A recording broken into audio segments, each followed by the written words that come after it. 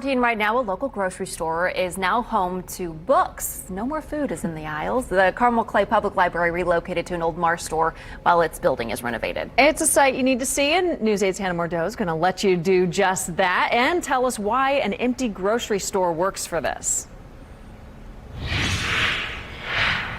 Yeah, the library director actually says that this old marsh here at Merchant Square is the perfect place because it's one of the only places big enough to house all of these books. So now you have grocery shelves filled rather than food here with audiobooks and actual books to help feed your mind. And this is going to be the location of the Carmel Clay Library for the next 2 years. In fact, joining me right now early this morning is the director, Bob Swaney. And Bob, this is unique. What are people saying and what can they expect when they come out here?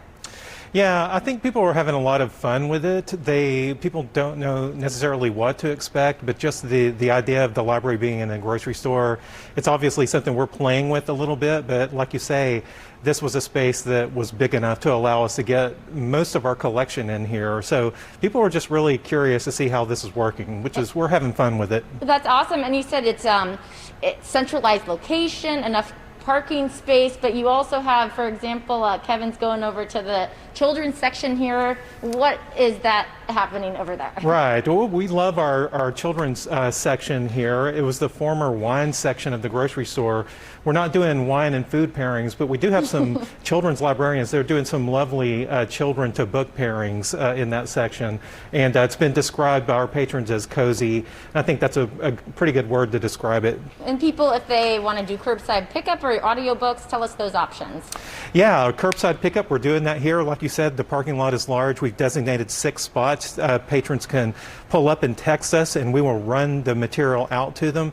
You're standing in the by the audio books here, and I do want to mention that we have downloadable audios. If you just go to our website, or if any patron from any locality, go to your local library's website, you'll see digital resources there. And talk about the renovation of the current building. Why are we here in the first place? Yeah, so we're doing a major improvement project. The building's 20 years old.